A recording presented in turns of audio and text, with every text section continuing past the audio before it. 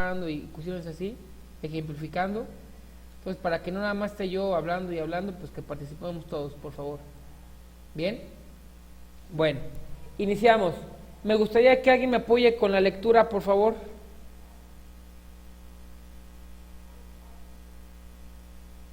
Sale Jorge Telles. Ok, ahí voy. ¿Sí se logra visualizar? Ajá. Adelante, por favor, Jorge. Clasificación de los materiales. Ujú. Existen muchas posibles clasificaciones de los materiales. La más ampliamente la más ampliamente extendida es aquella que clasifica a todos los materiales en función de sus propiedades y su estructura atómica, distinguiendo entre metales. Este grupo se encuentran todos los metales y las aleaciones. Cerámicos incluyen ladrillos, vidrios, losas, polímeros. Se trata de materiales formados por grandes estructuras moleculares como el caucho, los plásticos, muchos adhesivos, etcétera. Materiales compuestos son mezclas de materiales pertenecientes a las categorías principales anteriores, como por ejemplo cemento, fibras de vidrio, maderas, contrachapado, etcétera. Perfecto. Muy bien. Te agradezco. Viene aquí una pregunta interesante. A ver, ¿quién? Monse. ¿Tienes micro, verdad, Monse? Sí, ¿qué? Ah, ok, perfecto. ¿Te acuerdas que en la semana 1 hablamos, no, en la semana 2 hablamos de enlaces, ¿no? Y decíamos que hay enlaces iónicos. ¿Qué otro tipo había? Covalentes. Covalente y este, metálicos. y ajá. Y metálicos. Vale, la pregunta sería la siguiente. ¿Cuál de esos enlaces pertenece a cada material? A los tres, obviamente, los tres primeros, obviamente. Al de metales, pues metal. Metálico, sí, así ahí ni cómo fallar, ¿va? Gracias. Luego, Ujú. el enlace iónico, por ejemplo, ¿qué genera? ¿Genera cerámicos o genera polímeros? Ah, iónico, dijo. Ajá. Polímeros, ¿no? ¿Es pregunta o es afirmación? Este, Pregunta. pregunta. No, acuérdense, los enlaces iónicos generan cerámicos, ¿sale? Y obviamente los enlaces covalentes, que son los que comparten electrones, generan polímeros. Acuérdense muy bien de eso porque va a haber evaluación de la unidad número 1, ¿eh? Entonces pónganse truchas ahí en ese sentido. Repasar esa información. Vale. Entonces, tenemos 3 materiales básicos y un cuarto que es la composición o unión de alguno de estos 3. Pregunta, Cassandra, ¿conoces la fibra de vidrio? ¿La has escuchado alguna vez? Bueno, creo que la he escuchado, pero en componentes electrónicos, no sé. Ok, pero ¿qué has escuchado de ella? Que es delgada, Ajá. Que también... que, Ajá, adelante, perdón. que es buen aislante Sí, o cierto. conductor. Aislante, ¿no? Es aislante, ajá. Ajá. Sí, nada más he conocido esto. Ok. Agregando conceptos de lo que mencionaba Cassandra también, en cierta medida también es tóxica. Ya, esto de calor también, ¿no? Sí, es tóxica, es maleable, es decir, la puedes trabajar, pero para poderla trabajar y unir necesitas un aditivo para poderlo unir, ¿sale? Una vez que ésta se ha unido y se ha secado y haces la reacción química, se vuelve muy, muy, muy dura, ¿no? ¿Sale? Pero ¿por qué mencionaba yo que es tóxica? Porque imagínate que son pequeños cristales que cuando tú los estás trabajando los inhalas y entonces esa inhalación se va a tus pulmones, ¿eh? Y puedes, bueno, tener afectaciones graves, ¿sale? Entonces tener mucho cuidado cuando trabajes con la fibra de vidrio porque, bueno, en ese sentido, pues hay que ponerse cubrebocas o hay que ponerse pues bueno, mascarillas para evitar eso. Y sobre todo, imagínate que te llega a entrar en el ojo, híjole, pues el ardor, ¿no? ¿Y cómo te lo quitas? Entonces, cuidado con eso. Bueno, ¿hasta aquí algún comentario? ¿No? No. Perfecto. Creo que no, Inge. Perfecto. Estela, por favor, ¿puedes continuar con la primera propiedad? Perdón, aquí las 4 propiedades, leerlas, por favor. Desde arriba. ¿Desde distinguimos? Desde propiedades de los materiales. Es que se movió, perdón. Propiedades de los materiales. Se trata del conjunto de características diferentes de cada material o grupo de materiales que ponen de manifiesto calidad de esto. Distinguimos 4 grandes grupos de propiedades. 1. Propiedades mecánicas. Indica la resistencia que ofrecen los materiales al ser sometidos a determinados esfuerzos exteriores. 2. Propiedades físicas. Son propiedades que no afectan a la estructura y composición de un material. 3. Propiedades químicas. Son propiedades que afectan a la estructura y composición de un material. 4. Propiedades tecnológicas. Indican a la mayor o menor disposición de un material para poder ser trabajado de una determinada manera. Perfecto, gracias. ¿Qué podemos decir de la primera propiedad, el primer grupo de propiedades? Está íntimamente relacionado con la aplicación de esfuerzos externos, con la aplicación de fuerzas externas. Estas fuerzas externas pueden hacer que el material se deforme, pueden hacer que el material se rompa, pueden hacer que el material sufra una flexión o puede ser que el material se contraiga, pueden hacer que el material se elongue, ¿sale? Entonces no se les olvide, las propiedades mecánicas vienen relacionadas con fuerzas externas aplicadas a un material. Bien, propiedades físicas son aquellas que van a cambiar la forma en la cual nosotros observamos o vemos a los materiales, pero más sin embargo su estructura atómica no cambia, su celda unitaria sigue siendo la misma, ¿sí? Propiedades químicas, bien relacionado ese sentido con el cambio de estado o con el cambio de fase de un material, es decir, los estados de agregación de la materia. Puede cambiar de sólido a líquido, de líquido a sólido o a vapor, a lo que sea, ¿no? ¿Sale? Por eso dice ahí que afectan la estructura. Y ojo, también pueden ser afectadas por otros agentes generados en el medio ambiente, que vamos a ir viendo más adelante. Y propiedades tecnológicas, prácticamente entran todas aquellas propiedades que nos van a permitir trabajar el material, ¿sí?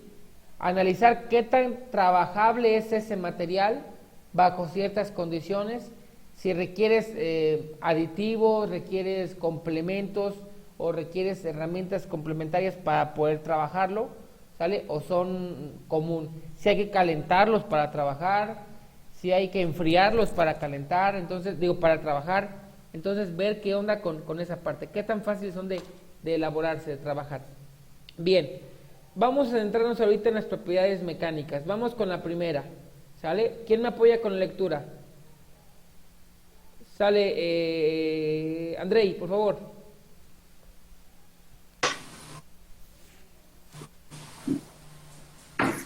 Propiedades mecánicas de los materiales. 1. Elasticidad.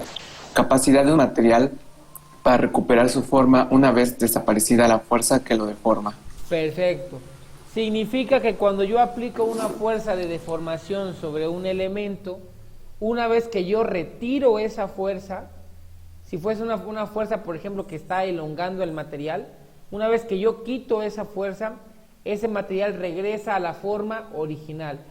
Ahora, ojo, sí es cierto que regresa totalmente, pero va a llegar un punto en el cual ese cambio o esa deformación, ¿sale? Se va a ir aumentando, incrementando y va a llegar un punto en el cual tal vez ya no regrese a la forma totalmente original de cómo estaba, ¿sale? Entonces va a depender del tipo de material a la estructura que genere. Pregunta, ¿qué tipo de materiales conocemos nosotros que puedan entrar dentro, o aplicaciones también, que entre este tipo de categoría? Participen, hijes. Yo, por ejemplo, cuando voy al Coppel, pues yo que estoy gordito, ustedes que están bien flaquitos no tienen ese problema, ¿no? Pero yo que estoy gordito busco pantalones de esos que se estiren. Me lo pongo, se estira y me veo bien guapetón. Me lo quito y este pantalón regresa a su forma original. Pero obviamente mientras más y más y más y más lo utilice, este pantalón que es sintético, ¿sale? Ya no va a regresar a su forma original. Y ahí vemos la aplicación de la elasticidad en la ropa. ¿Es correcto eso o no? Sí, que ¿Dónde más? ¿Quién ustedes? También puede ser un resorte, ¿no? Un resorte, muy bien dicho, Inge. ¿Quién lo dijo? ¿Cuál es su nombre, Inge? Lo dijo Marco. Yo, Marco. Perfecto, muy bien. Fíjate. Yo iba a poner de ejemplo, Ajá, adelante, adelante. pero que yo no sepa, pues no se deforma después. Las ligas de hacer ejercicio, no sé cómo se llaman, Ligas que de son hacer cuerdas, ejercicio. pero se Ajá. tiran bastante, pero es como un material muy resistente que no se deforma. Bueno, Sí, claro. yo que sepa, no se deforma. Claro, claro, pero estamos de acuerdo que en ese tipo de ligas o ese tipo de estructuras, con el paso del tiempo se van cuarteando, se van resecando, Rompiendo. o sea, se van rompiendo, ¿no? Mismo principio pasa, por ejemplo, con las bandas en los vehículos, las bandas automotrices, ¿sale? Aunque tienen la propiedad de poderse estirar un poco, ¿sale? Con el movimiento de las poleas, cuando tú quitas la banda, ya no está totalmente aunque regrese un poco a su forma original, ya no está totalmente a como se compró. Es decir, ahí va a depender realmente de la característica, ¿no? Pero quiero centrarme ahorita en la parte del resorte. Dice su compañero, el resorte tiene la propiedad de elasticidad y totalmente cierto. Pero quiero hacer un matiz aquí, va a depender del tipo de material con el que esté hecho el resorte. Porque si es un material, por ejemplo, imagínate un resorte de libreta, yo lo estiro y ya no regresa. Pero si es un material altamente, que tiene una alta dureza, por ejemplo, algún acero o algún tipo de aleación de ese tipo, pues el resorte va a regresar, ¿sale? A partir de la ley de Hooke. Pero imagínate entonces, estamos de acuerdo que por más y más y más y más que empieces a estirar ese resorte, va a llegar un punto, ¿sale? En el cual tal vez ya no regrese a su forma totalmente original, ¿no? Entonces, para que recuerdes esta parte, elasticidad, capacidad que tiene un cuerpo a regresar a su forma original cuando la fuerza se ha retirado. ¿Bien? Muy bien, vamos con el siguiente. Plasticidad. Obviamente la plasticidad es lo contrario que la elasticidad. Ahora, mientras que en la elasticidad regresaba a su forma original, aquí ya no va a regresar. Una vez que tú aplicas la fuerza que deforma ese material, que lo aplasta, lo comprime, lo estira, lo dobla, lo que tú quieras, ya no se vuelve, ese material ya no vuelve a su forma original, se queda conforme se haya aplicado la carga, ¿no? Imagínate que tú le pegas, por ejemplo, a la puerta de tu vehículo, no sé, va saliendo de la horrera y no sé, le pegas al otro coche, esa puerta tiene la propiedad de plasticidad, es decir, donde se abolle, donde se marque, pues va a quedar sumido, ¿sale? A comparación tal vez que fuese un plástico. Si fuese plástico, a lo mejor el plástico se aplasta y vuelve a regresar, ¿no? Entonces ahí vemos ejemplos de plasticidad. Y de esto pues es común, ¿no? De entrada la plastilina, que es al cual referenciamos por el nombre, ¿no? Plastilina, ¿sale? Masa para hacer viñuelos, para hacer lo que tú quieras, entran también dentro de esta categoría, para hacer tortillas y demás. Bien, vamos con el siguiente, dureza. ¿Quién me apoya? A ver, Marco Antonio, por favor, Marco.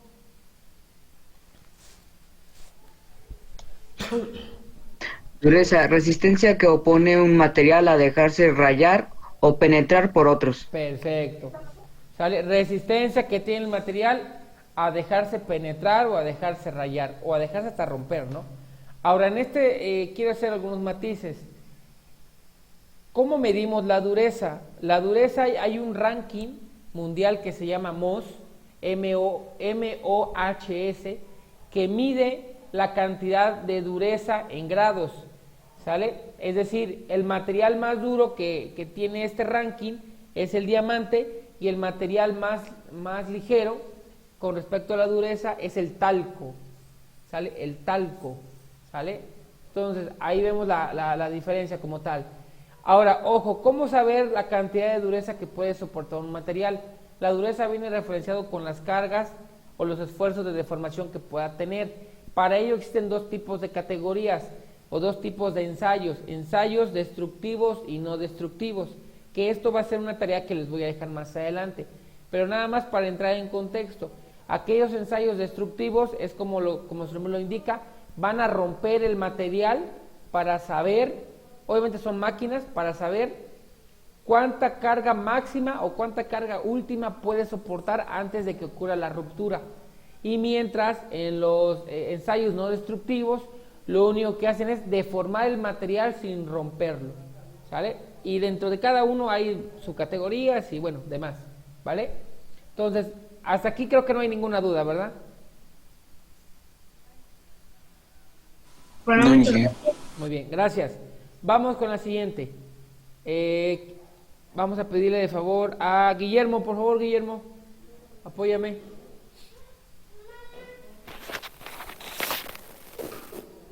Tenacidad. Capacidad de un material de soportar, sin deformarse ni romperse, la acción de fuerzas exteriores. Perfecto.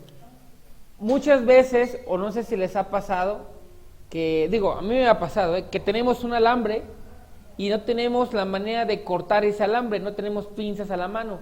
¿Qué es lo que hacemos, Guillermo, con ese alambre?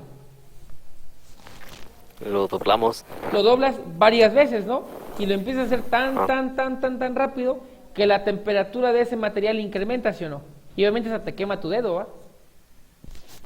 Ajá. ¿Sí? Entonces, fíjate, Sí. lo importante es esto que quiero que cheques. Dice, capacidad de un material, ¿sale?, de soportar sin deformarse. Yo te coloqué aquí, tomando también ese como ejemplo, te puse aquí, mira, el martillo y te puse aquí un clavo. ¿Por qué? Cuando tú empiezas a clavar, ¿sale?, o empiezas a colocar tu clavo, en ocasiones el concreto está demasiado duro que lo que haces tiene una fuerza opuesta, que es el concreto, y yo aplico una fuerza sobre el clavo. En ocasiones el material, ¿sale?, no soporta tanta carga y se dobla, se deforma, hasta se llega a romper. Entonces, ¿qué es lo que haces? ¿Sabes qué? Ese tipo de clavo no le queda porque está muy duro el concreto. Cómprate unos clavos de concreto que son mucho más resistentes, ¿sale?, y que soportan mucho más carga, ¿sale?, sin romperse. Bien. Ahora, vamos con la siguiente. Fragilidad. Propiedad contraria a la tenacidad. Mientras aquí analiza cuánta capacidad, hablamos de newtons, ¿no?, cuánta carga puede soportar, ¿sale?, sin deformarse. Aquí no. Aquí lo que analiza es, bueno, ¿sale?, es lo contrario. ¿A qué carga mínima se empieza a fracturar o a qué carga mínima se empieza a romper el material? Se hace añicos, se fractura, ¿sale? Por eso comentábamos que un material mientras más duro, más frágil es. ¿Por qué? Porque su módulo de elasticidad, es decir, la capacidad que tiene él para poder soportar esas cargas es menor. ¿Bien? Vamos con el siguiente. Si alguien va a tener alguna duda, con confianza, o quiere hacer alguna participación, ya saben, estamos sin problema. Fatiga. Sí, adelante. Una pregunta. Adelante. Por ejemplo, la del video que vimos, ve que eran como gel de... No recuerdo muy bien el nombre. Era Aerogel. muy suave, pero también era muy frágil. Ajá. ¿Esto ya es una combinación o...? Sí, de hecho, ese tipo de materiales, que el del grafeno y el aerogel, son materiales compuestos, ¿sale?, que lo que se basa, que aunque es muy ligerito, es tan fuerte porque las estructuras que se están generando, ¿sale?, la forma en las cuales se está generando la estructura, ¿sale?, son hexagonales. Entonces, en este tipo de estructura, la capacidad que tiene de soportar esa gran carga de deformación o de ruptura es alta, es totalmente alta. Y obviamente se van jugando con las características de los materiales, Es decir, te pongo un ejemplo, tienes acero, y en el acero hay infinidad de características, ¿no? Que acero rápido, acero para alto carbono, de bajo carbono, acero para maquinado, acero de fundición, acero inoxidable, híjole, infinidad. Y dentro de esas categorías hay varias categorías, ¿sí o no? Subcategorías. Lo que te indica que de un solo material puedo tener diferentes grados. Lo mismo pasa con los materiales compuestos, como lo que tú mencionas del grafeno y el aerogel, ¿sale? Hay varias pruebas que dependiendo la categoría, dependiendo la cantidad de más o de otro que tenga, va a permitir obtener estas características. Pero sí, totalmente, es una pequeña unión de estas dos, porque es ligero, ¿sale? Pero soporta una gran carga, ¿sale?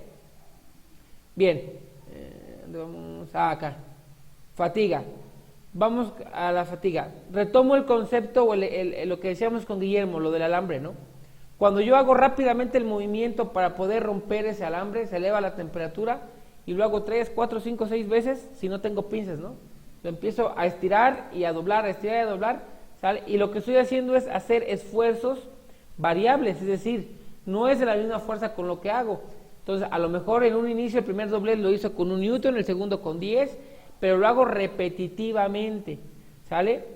Y va a llegar un punto en el que el material ya no va a soportar tanto y ¡pum!, se quiebra, ¿sale? Ocurre lo que nosotros llamamos fatiga, que es una deformación o ruptura a través de esfuerzos variables repetitivos, ¿sí? ¿Vamos bien? Ahora, lo comento porque es muy similar a lo que tenemos en resiliencia. Ambos analizan deformaciones o rupturas. La única diferencia, ¿cuál es entre fatiga y resiliencia?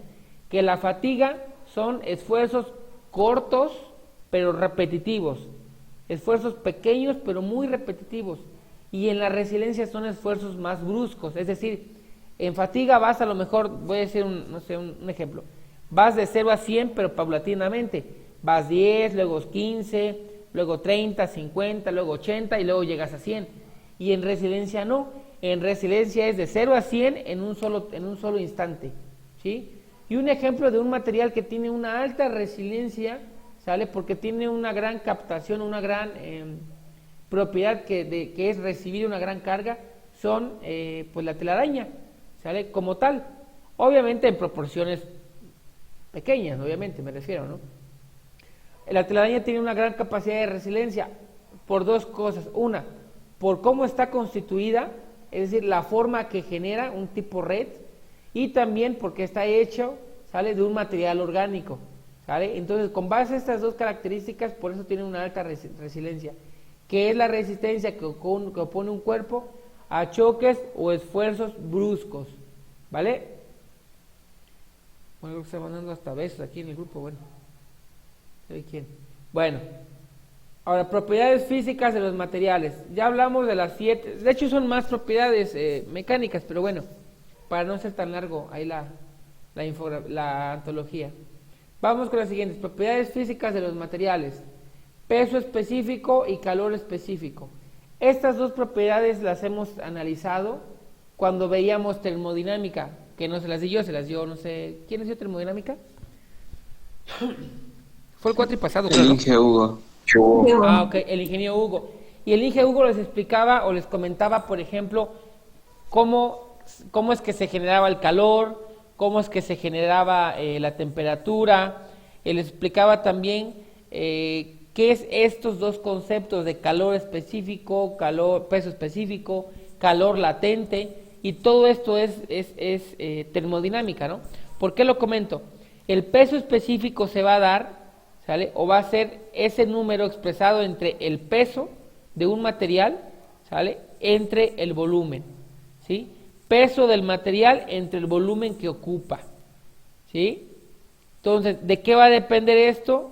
Va a depender, obviamente, ¿sale?, del material con el que esté hecho. Es decir, podemos tener el mismo peso, pero diferentes volúmenes, ¿no? ¿Estamos de acuerdo? ¿Se acuerdan un chiste? Creo que era un chiste o una frase que decía, ¿qué pesa más? ¿Un kilo de plomo o un kilo de algodón, por ejemplo, ¿no? Ambos pesan 1 kilo, pero el volumen es lo que cambia. ¿Estamos de acuerdo? ¿Sí? Entonces, Sí. Ok, entonces en ese sentido, el peso específico va a cambiar, porque aunque ambos tienen el mismo peso, la distribución de esa masa en un espacio cambia, ¿sale? Y obviamente si cambia la distribución, pues puede soportar mayor o menor carga. Bien, ahora con el calor específico, ¿Sale? Leo textualmente, cantidad de calor que hay que suministrar a la unidad de masa de una sustancia para elevar su temperatura en una unidad. Es decir, ¿cuánta cantidad de temperatura requiero yo? Porque acuérdate que el calor es una sensación, ¿no? Es el efecto de la energía de la temperatura. ¿Cuánto calor requiero yo para poder cambiar ese peso específico, ¿sale? Cambiarlo de fase, cambiarlo de estado, es decir, nota el ejercicio, perdón, la imagen. Déjala, voy a hacer un poco más grande. Nota la imagen aquí. Tenemos que en el punto A, que es una temperatura muy baja con respecto al tiempo, tenemos cierta cantidad de hielos. Conforme yo aumento la temperatura con respecto al tiempo, va pasando por diferentes fases. Sólido, sólido y líquido, líquido, líquido y gas, y al final puro gas. A lo que voy es lo siguiente. Estamos de acuerdo que si yo tengo más masa o más cantidad de hielos, requiero más temperatura, ¿sí o no? Sí. ¿Sí?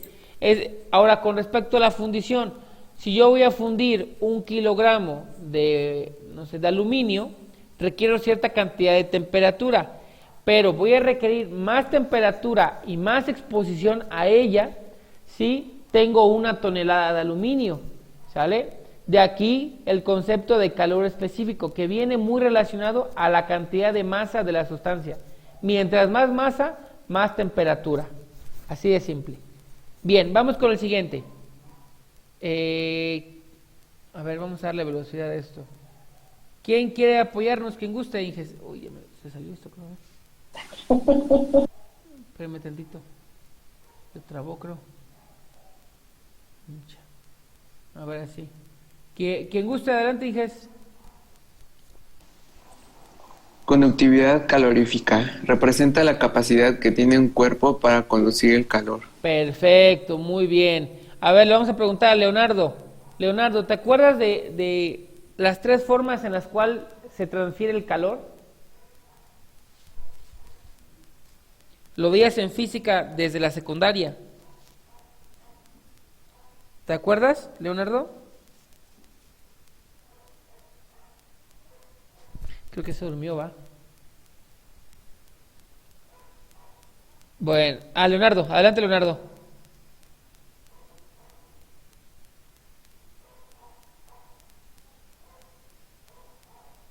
No te escuchas, Leonardo.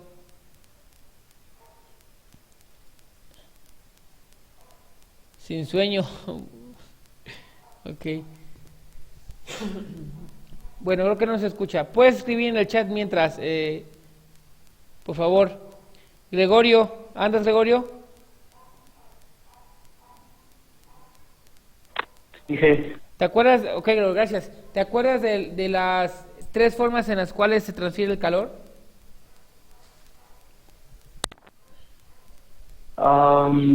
no, bueno, no recuerdo, pero a lo mejor sí. ¿Alguna Yo de creo ellas que un que te repaso a lo acuerdes? mejor sí. ¿Alguna de ellas que te acuerdes? ¿No? No, es que creo que no. Ok. ¿Alguien quiera participar? Yo, Adelante. bueno, me acuerdo de 2, la tercera no recuerdo, es la inductancia y la conductancia. Ah, ok, pero ojo. Considero que esas no son, ¿eh? Vale. Bueno, es que no recuerdo cómo se llama, pero por ejemplo, cuando un objeto está cerca de otro, le Ajá. transfiere calor. Ah, ok, bueno.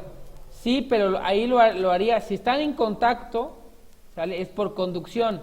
Y si está alejado del cuerpo, es por radiación, ¿sale? Entonces, acuérdense de estas 3. Conducción, por ejemplo, cuando yo pongo la cuchara, es más como el ejemplo que tú ves aquí en la imagen. Aquí esta persona, ¿sale? Va a sentir el calor conforme la temperatura vaya incrementando en esta placa de metal. ¿Estamos de acuerdo? Entonces, esa es la conducción. Convección, cuando se mueven masas de aire caliente, ¿sale? Y por ejemplo, el otro que es, dije, radiación, ese se genera a partir de fuentes caloríficas donde no hay contacto. Llámese, por ejemplo, la que hace el sol con nosotros. Nosotros percibimos el calor, pero realmente no estamos tocando el sol, sino lo que lo hace a través de ondas electromagnéticas, ¿no? ¿Vale? Entonces, esas son las tres que se presentan. La conductividad calorífica, como lo decía su compañero, bueno, la capacidad que va a tener un cuerpo, ¿vale?, a poder conducir, mover o desplazar el calor. Y de ahí va a haber materiales que sean aislantes de temperatura o que sean altamente conductores de temperatura, ¿no? ¿Sí? Y es más, hay sensores que trabajan a partir de la cantidad de calor, ¿sí o no? Hay sensores o resistencias que se trabajan y que alteran su valor gracias a ese proceso térmico. ¿Bien? Muy bien, vamos con el siguiente. Temperatura de fusión. La temperatura de fusión nos va a indicar cuál es el valor que tiene o que se requiere en temperatura para poder convertir un sólido a un líquido. ¿Sale? No hay más. Punto de solidificación es lo contrario al punto de fusión. ¿Sale? Aquí lo que vamos a necesitar es cuánta ausencia de calor necesitas para que este líquido o este fluido pase de líquido a sólido. Menos 200 grados, menos 100 grados, etcétera, etcétera. ¿Vale? Muy bien. Conductividad eléctrica. ¿Sale? Dice, representa la mayor o menor facilidad que tienen los cuerpos para transportar la energía eléctrica. Nosotros nos enseñaron en bachillerato y en secundaria que existen materiales que son altamente conductores de electricidad, ¿sale? Hay otros materiales que son aislantes, hay otros que son semiconductores, ¿sale? Hay otros que son superconductores de la electricidad, etcétera, etcétera, ¿no? Entonces, en ese sentido, ¿sale?, dependiendo el tipo de estructura o el material que sea, va a entrar dentro de esa categoría, va a permitir el paso o no. Por ejemplo, los metales que son altamente conductores. ¿Esto por qué es así? Mencionábamos que en los enlaces metálicos a los metales les encanta ceder electrones, ¿sí o no? Los regalan casi, ¿verdad? Ellos no tienen despacho en darlos, en ofrecerlos, ¿vale? Entonces, ¿qué pasa con ello? Si a un metal que le gusta ceder electrones le das más electrones, pues los van a andar regalando para todos lados, ¿no? Entonces, ¿eso qué genera? Que los electrones se muevan rápidamente, ¿sale? Y que no haya ninguna oposición a él. Por eso la gran mayoría de los metales, pues, son altamente conductores de la electricidad. Que a final de cuentas la energía eléctrica, pues, es flujo de electrones, ¿no? De un punto A a un punto B. Me estoy yendo un poquito rápido porque ya nada más nos quedan 10 minutitos, ¿eh? Vale, propiedades químicas de los materiales. Tanto la oxidación y la corrosión son similares. La única diferencia más marcada que existe entre ellos es el tipo de elemento que genera este concepto. Mientras que en la oxidación se genera a partir de una reacción química del material con la presencia de oxígeno o con el exceso de oxígeno, ¿sale? Veamos el ejemplo de una manzana o de algún plátano o de alguna fruta en la cual se oxida el aguacate, por ejemplo, ¿no? Que también se oxida súper rapidísimo, porque al final de cuentas el oxígeno es un elemento, ¿sale?, que tiene moléculas, tiene átomos, tiene electrones, y si tú le agregas a ese material o a esa sustancia, ¿sale?, le agregas más electrones, algo va a ocurrir, ¿sí? Algo va a ocurrir. ¿Y cuál es la reacción química? Es una reacción iónica, es decir, que cede electrones, y al ceder electrones, ¿sale?, pierde energía, y al perder energía empieza a marchitarse, ¿sale? Fíjate, entonces algo parecido pasará con el cuerpo, ¿no? Conforme va pasando el cuerpo con los años, con la edad, va cediendo electrones y nos vamos poniendo más viejitos, ¿no? ¿Vale? Ahora, corrosión. La corrosión es similar a la oxidación, de hecho se deriva de ella. La única diferencia es de que aquí en oxidación es con la presencia de oxígeno y la corrosión es a partir de un fluido, ¿sale? En este caso, algún medio acuoso, agua, ¿sale?, o algún otro material líquido. ¿Hasta aquí sí vamos bien? Sí, Inge. Perfecto. Muy bien. Sí. Gracias. Vamos con las últimas propiedades tecnológicas de los materiales. La primera es maleabilidad. Repito, maleabilidad. Esta se va a presentar cuando un material tiene la capacidad de poderse comprimir, ¿sale?, o de aplastarse, y cuando se deforma genera pequeñas láminas. Ejemplo, el papel aluminio. El papel aluminio, si tienes chance, terminando la clase, vete a YouTube e investiga cómo es que se hace el papel aluminio.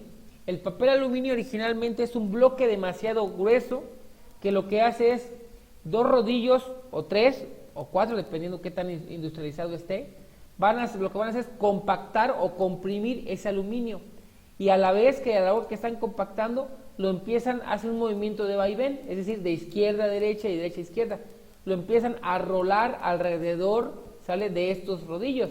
Y imagínate, aparte de moverlo longitudinalmente y de aplastarlo, sale, lo van a empezar a aplastar de tal manera hasta que lleguemos a un tramo como esto, fíjate, a un tramo, no sé exactamente los milímetros de espesor del aluminio, pero yo creo que va a estar como de grosor, a lo mejor lo de un cabello, ¿no? ¿Sale? O a lo mejor, bueno, dependiendo del tipo de cabello de las personas. Pero bueno, a lo que quiero es que está súper delgadito, ¿no? Entonces no te olvides, maleabilidad, capacidad que presenta un cuerpo para deformarse mediante compresión, esfuerzos de compresión y que forman láminas. Ahora, ductilidad. Es similar, la única diferencia que aquí no vamos a comprimir. Las fuerzas o las cargas que se utilizan son de tensión, de jalar, una a la izquierda, una a la derecha, ¿sale? De elongación.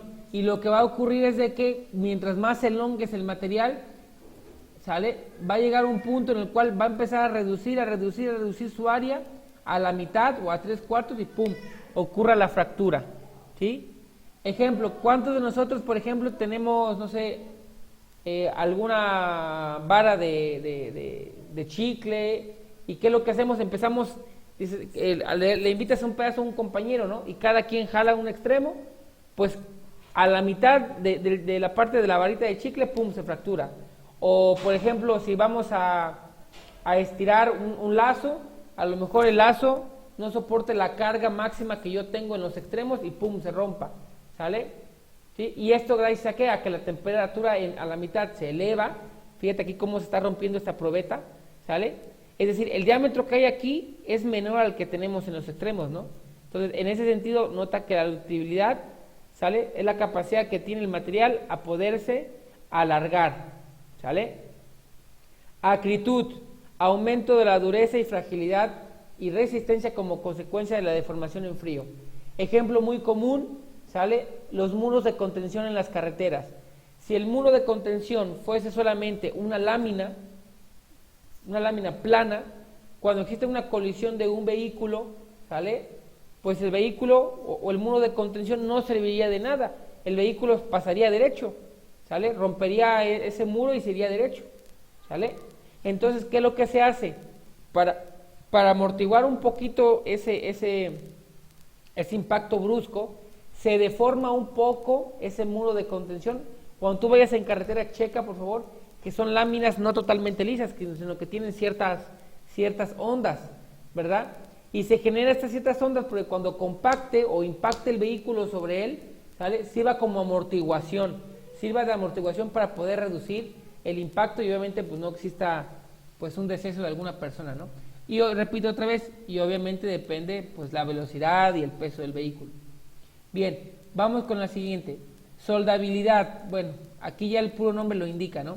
Capacidad que va a tener un cuerpo a poderse unir, ¿sale?, con otro, mediante la soldadura. Hay varios tipos de soldadura, pero los más recurrentes que quiero que recuerdes son de arco eléctrico, ¿sale?, que son los que utilizan muy recurrentemente pues herreros. Tenemos y obviamente en arco eléctrico necesitamos aporte para poder unir, es decir, un electrodo, una varilla para poder fundir, sale como acá, mira.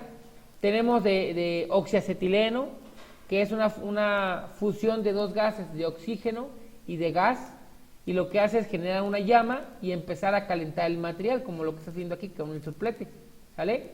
O tenemos otros que se llaman de microalambre o MIC, ¿sale?, que viene referenciado a que necesita un gas inerte para poder trabajar, llámese alguna combinación, por ejemplo, de dióxido de carbono o también argón. En la universidad tenemos ese tipo de plantas MIC o de microalambre. Ahí utilizamos dióxido de carbono porque es más barato que el argón, ¿vale? Entonces, para que veas algunos tipos de soldadura, ¿no? Bien, vamos con la siguiente. Colabilidad. Aquí en Jicotepec tenemos la empresa CIPSA, que se dedica a la fundición y requiere de moldes para poder generar sus piezas. Llámese conexiones, llámese llaves, lo que tengan que hacer. Entonces, cuando ellos funden el acero inoxidable, ¿sale?, lo empiezan a vertir en ciertas cavidades llamadas moldes para generar esas piezas. Y a esa propiedad se le llama colabilidad. Hay materiales que son más, que tienen más colabilidad que otros, es decir, que se adaptan mucho más a vertirse en un recipiente que en otros. Maquinabilidad y por último, propiedad del material que indica la facilidad o ductibilidad para ser trabajado. Es decir, ¿sale?, todos los materiales que puedan ser maquinados, ¿sale?, es decir, con alguna fresa, con algún torno, con algún taladro, con algún cepillo, con alguna cegueta, con algún CNC, con lo que tú quieras y mandes, ¿sale?, es decir, que cambie su forma a partir de quitarle material, ¿sale?, entran dentro de maquinabilidad, ¿sí? Y entonces esa es la propiedad del material, es maquinable, se puede trabajar quitando material, quitando viruta o generando viruta, ¿vale?